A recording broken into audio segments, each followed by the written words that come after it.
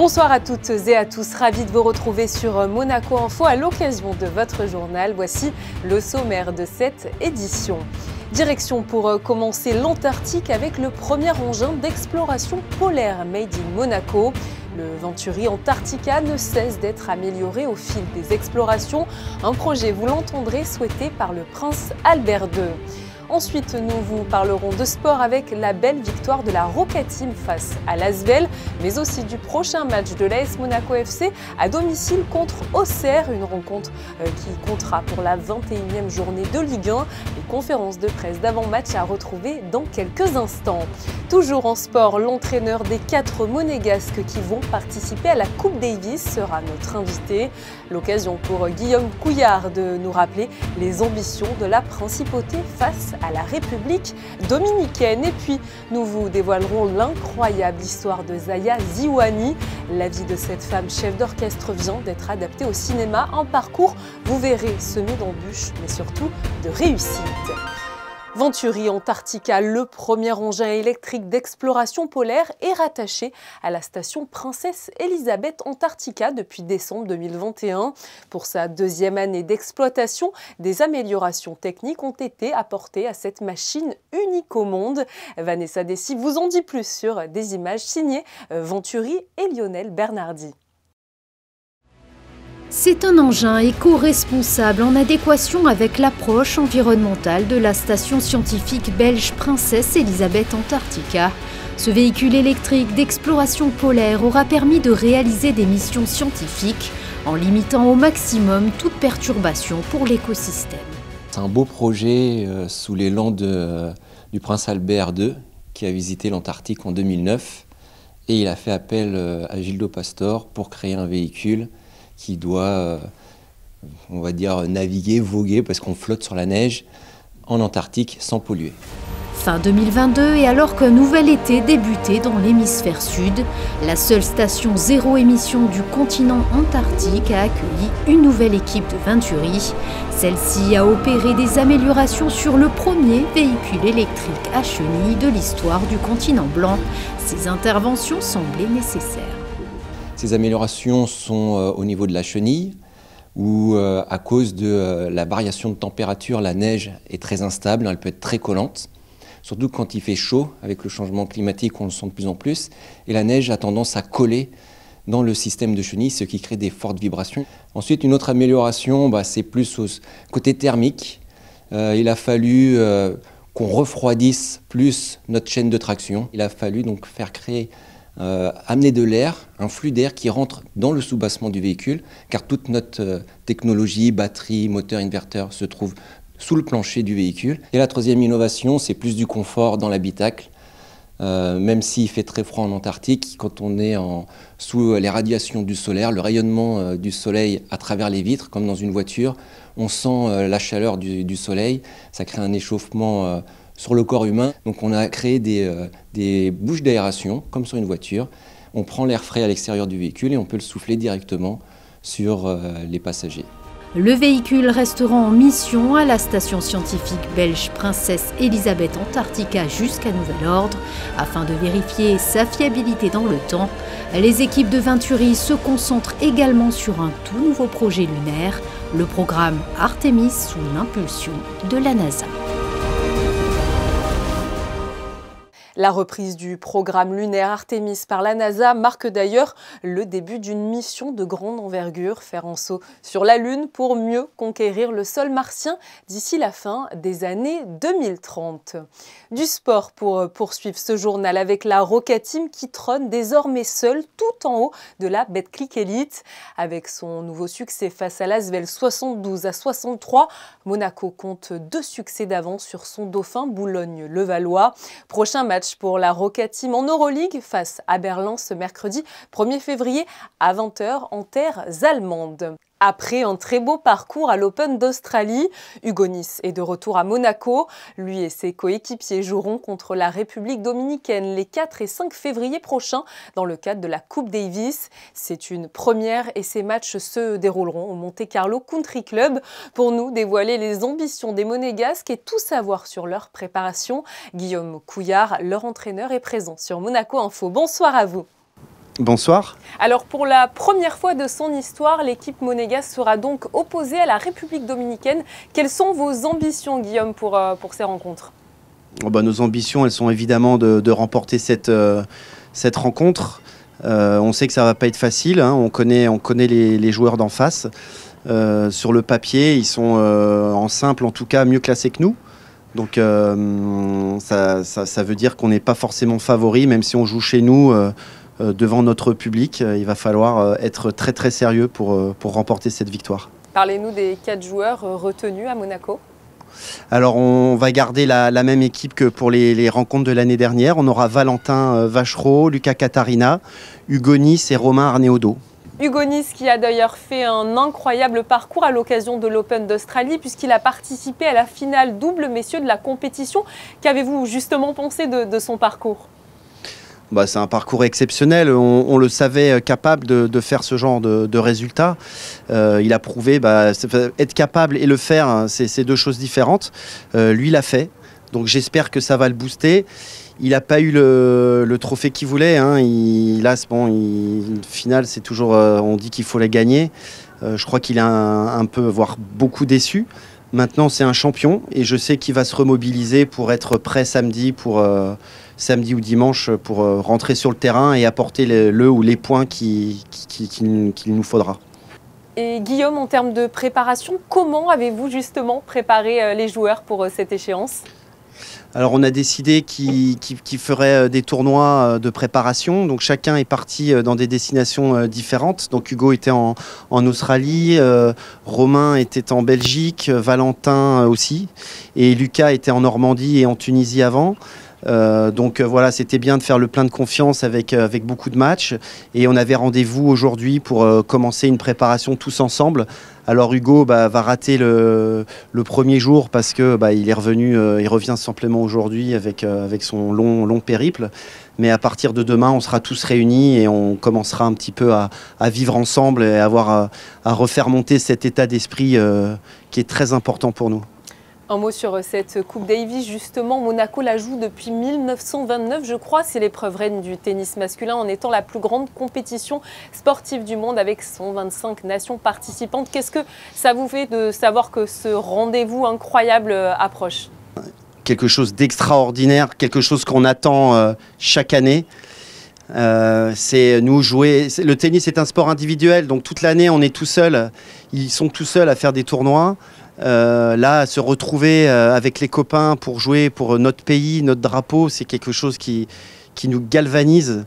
Et on a à chaque fois les frissons quand on rentre sur le terrain. Donc là, on est impatient d'être samedi. Et on espère vraiment que le public sera nombreux pour venir nous encourager, parce que c'est quelque chose qui est ultra important pour nous, essentiel. Si Monaco s'impose, hein, c'est ce qu'on souhaite évidemment, les portes du World Group 2 s'ouvriront et le prochain objectif du coup consisterait alors à tenter d'accéder au World Group en septembre 2023, c'est bien ça ? Alors là on est dans le groupe 2 et il faut absolument gagner pour y rester, et ce qui nous permettrait ensuite de pouvoir essayer de monter dans le groupe 1.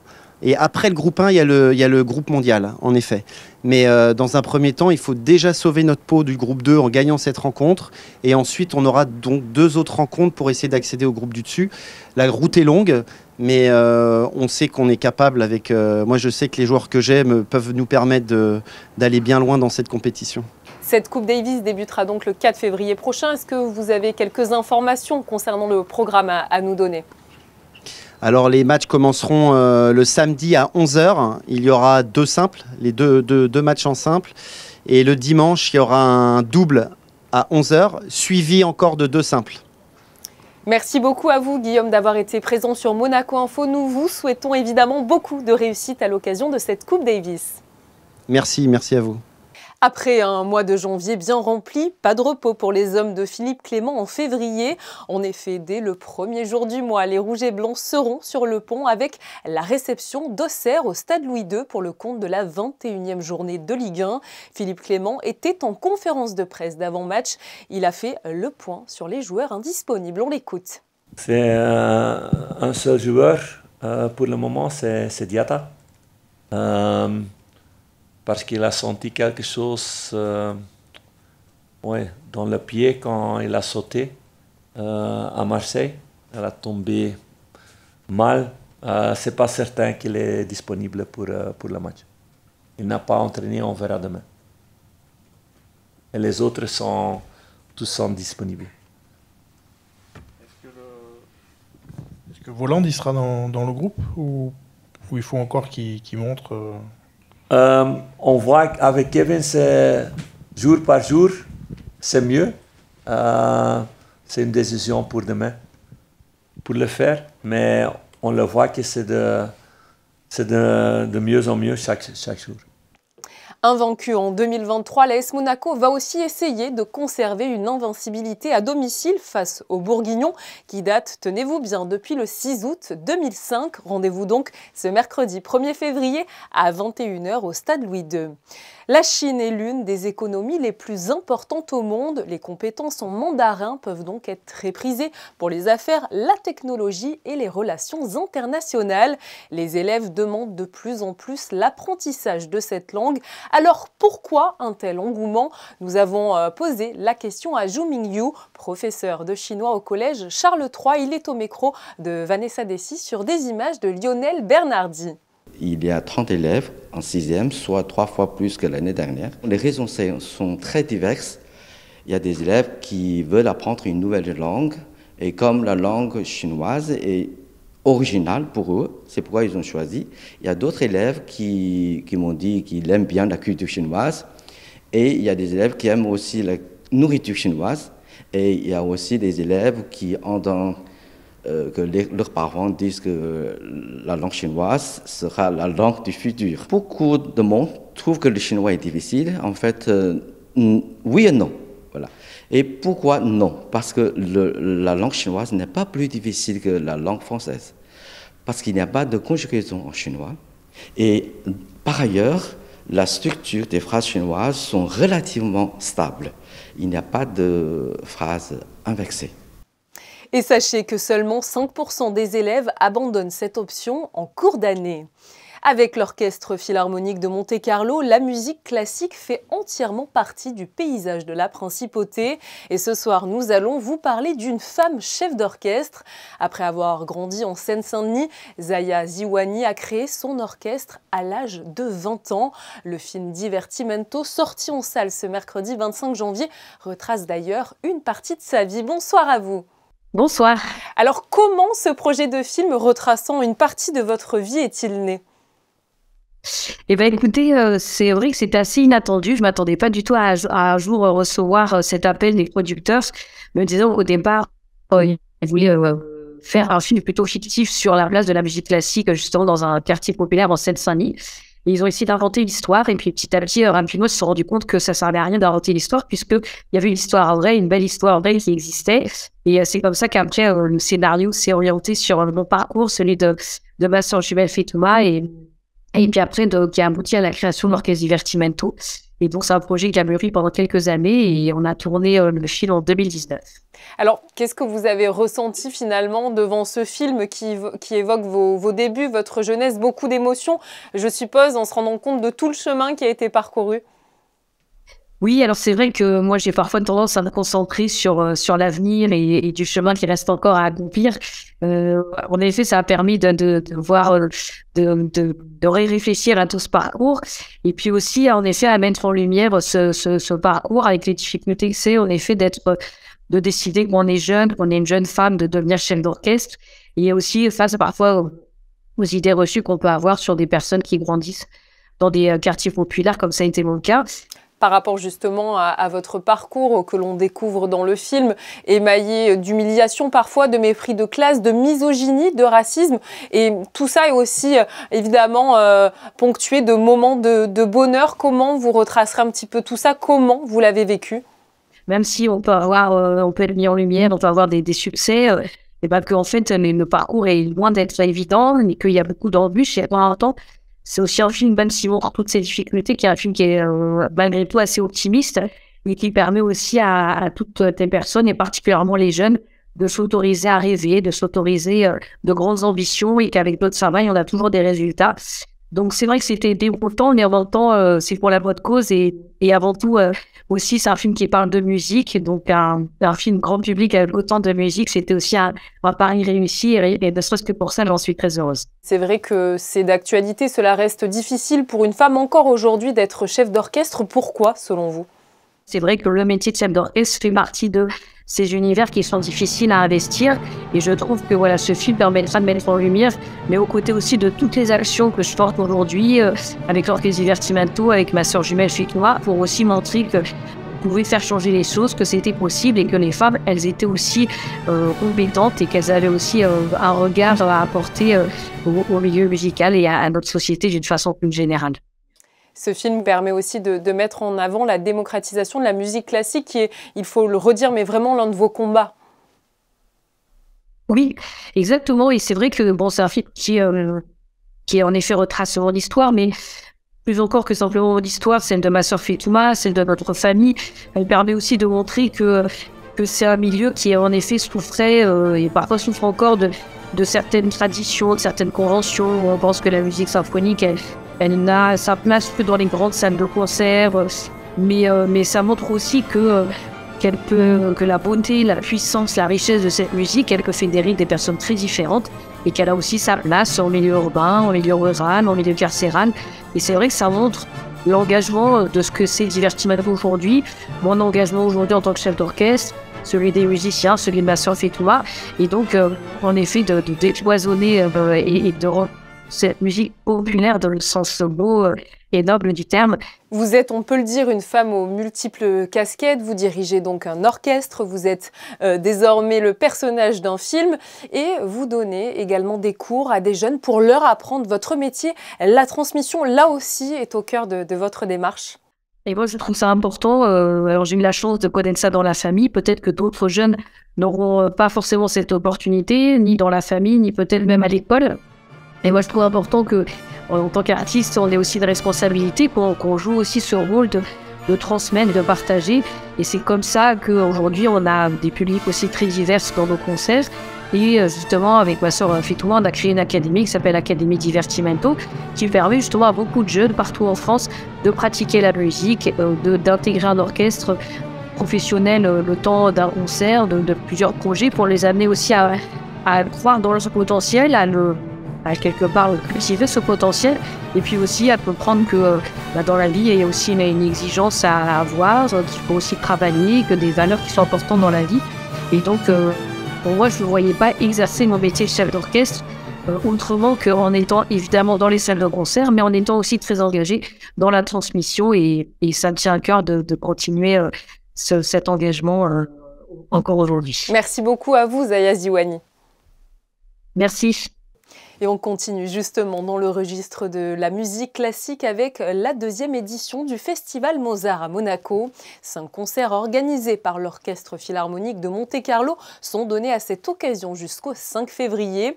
Et l'ouverture a eu lieu ce vendredi 27 janvier avec un concert musique de chambre à l'auditorium Régnier 3. José Sacré, Julien Laugier et Louis Borgia y ont assisté.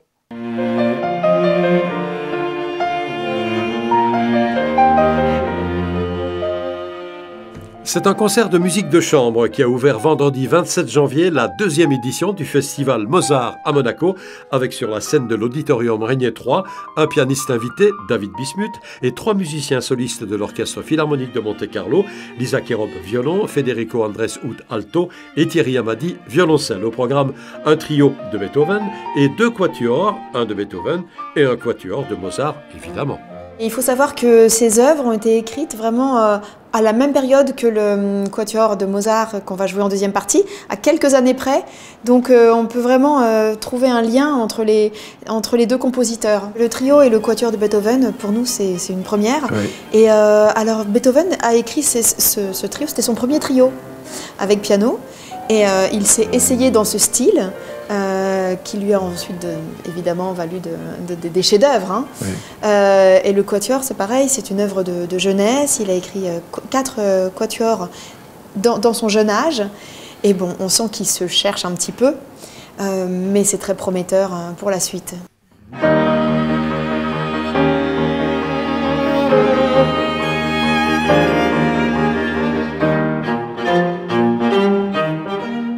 Et le quatuor de Mozart, c'est l'époque des Noces de Figaro. Oui, c'est juste avant les Noces de Figaro, juste après le premier quatuor d'ailleurs, et c'est un véritable chef-d'œuvre, alors qu'il y a peut-être moins la portée dramatique du sol mineur qu'on avait joué l'année dernière, mais tout aussi riche, symphonique et magnifique.